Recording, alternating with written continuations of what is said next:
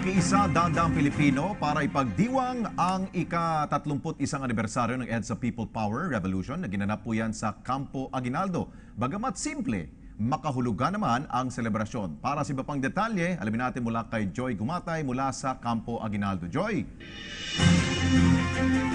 Isang mapagpalayang hapon sa inyo dyan, Alex at Princess. Tulad nga ng nabanggit mo, no? Simple pero naging makahulugan ang programang isinagawa dito sa Campo Aguinaldo simula kaninang alas 8 ng umaga hanggang alas 11 ng magtatanghali. Dito ay nakasama natin si Executive Secretary Salvador Medialdea at siya nga ay nanguna dito sa ika-3 dekada at 1 taong anibersaryo ng pakikiisa ng bawat Pilipino para makamit natin ang kalayaan noong taong 1986. Sinuportahan rin ng mga dati pang politiko ang naturang programa tulad na lamang ng dating Presidente Fidel Ramos, ang dating Vice Presidente Jejo Marbinay, ang dating Senate President Juan Ponce Enrile, gayon rin ang kasalukuyang Pangulo ng Senado na si Coco Pimentel at si Senador Gringo Honasan. Sa maikling pahayag ni Executive Secretary Salvador Medialdea, binigyang diin niya na ang taunang pagunita ng EDSA People Power Revolution ay hindi lamang para balikan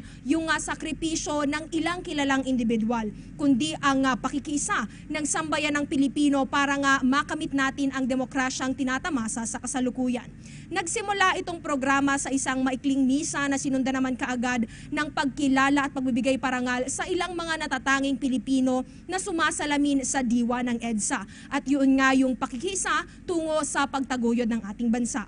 Ilan sa mga kinilala ngayong araw ay ang National Defense Secretary Delphine Lorenzana, gayon rin si Sister Sara Manapol o yung madre na nagpatakbo ng Radyo Bandido noong batas militar, at yung ating, kung matatandaan natin Alex, no, yung wheelchair attendant sa NAIA na nagbalik ng 100,000 pesos na napulot niya doon sa airport. So ito ay ilan lamang sa mga individual na kinilala dahil sa kanilang natatanging kontribusyon para maipakita na ang sambayan ng Pilipino ay tumutulong sa ating pamahalaan sa pagkamit ng tunay na pagbabago. Hindi na naman tatapos ngayong araw itong ating pagdiriwang dahil bukas, February 25, ay magkakaroon pa rin ng simpleng pagdiriwang o paggunita dito pa rin sa 31st anniversary ng EDSA People Power Revolution. At yan na muna ang ating pinakahuling ulat mula pa rin dito sa Campo Aguinaldo. Para sa PTV News, Joy Gumatay. Maraming salamat sa iyo, Joy Gumatay.